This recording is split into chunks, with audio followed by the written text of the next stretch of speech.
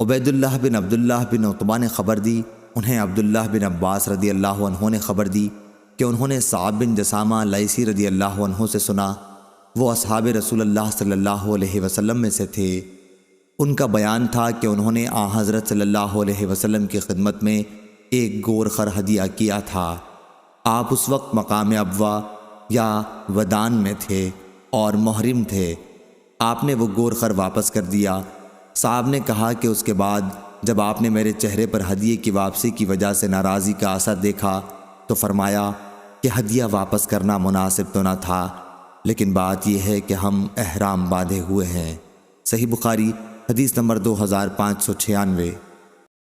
سفیان بن عینہ نے بیان کیا زہری سے، وہ عروہ بن زبیر سے، وہ ابو حمید سعدی رضی اللہ عنہ سے کہ قبیلہ ازد کے ایک صحابی کو جنہیں ابو لتبیہ کہتے تھے، رسول اللہ صلی اللہ علیہ وسلم نے صدقے وصول کرنے کے لیے عامل بنایا۔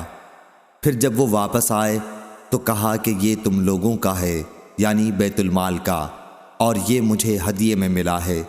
اس پر نبی کریم صلی اللہ علیہ وسلم نے فرمایا کہ وہ اپنے والد یا اپنی والدہ کے گھر میں کیوں نہ بیٹھا رہا، دیکھتا وہاں بھی انہیں ہدیہ ملتا ہے یا نہیں۔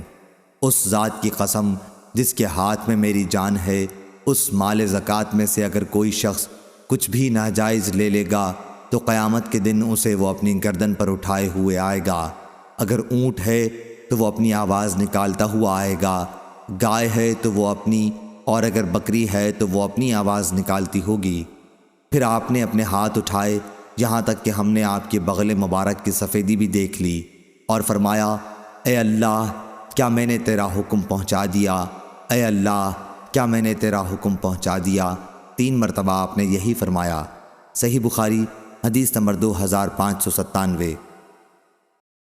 محمد بن المنقدر نے بیان کیا، انہوں نے جابر رضی اللہ عنہ سے سنا، آپ نے بیان کیا کہ نبی کریم صلی اللہ علیہ وسلم نے مجھ سے وعدہ فرمایا، اگر بحرین کا مال جزیے کا آیا تو میں تمہیں اتنا 3 لپ مال دوں گا، لیکن بحرین سے مال آنے سے پہلے ہی وفات فرما گئے۔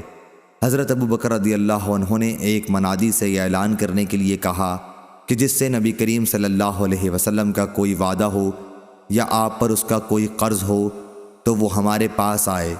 چنانچہ میں آپ کے یہاں گیا اور کہا کہ نبی کریم صلی اللہ علیہ وسلم نے مجھ سے وعدہ کیا تھا، تو انہوں نے 3 لب بھر کر مجھے دیے۔ صحیح بخاری حدیث نمبر 2598۔ لیث نے بیان کیا ابن ابی ملیکہ سے، اور وہ مسعور بن مخرمہ رضی اللہ عنہ سے کہ رسول اللہ صلی اللہ علیہ وسلم نے چند قبائیں تقسیم کیں اور مخرمہ رضی اللہ عنہ کو اس میں سے ایک بھی نہیں دی۔ انہوں نے مجھ سے کہا، بیٹے چلو رسول اللہ صلی اللہ علیہ وسلم کی خدمت میں چلیں۔ میں ان کے ساتھ چلا۔ پھر انہوں نے کہا کہ اندر جاؤ اور حضور اکرم صلی اللہ علیہ وسلم سے عرض کرو کہ میں آپ کا منتظر کھڑا ہوا ہوں۔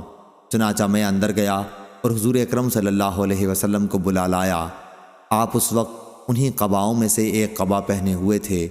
آپ نے فرمایا کہ میں نے یہ تمہارے لیے چھپا رکھی تھی، لو اب یہ تمہاری ہے۔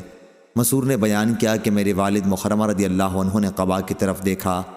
حضرت صلی اللہ علیہ وسلم نے فرمایا، مخرمہ خوش ہو یا نہیں؟ صحیح بخاری حدیث نمبر 2599۔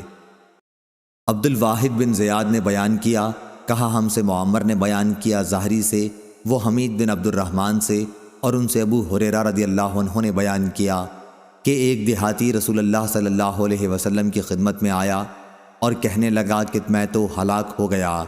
آپ نے دریافت فرمایا، کیا بات ہوئی؟ عرض کیا کہ رمضان میں نے اپنی بیوی سے ہم بستری کر لی ہے۔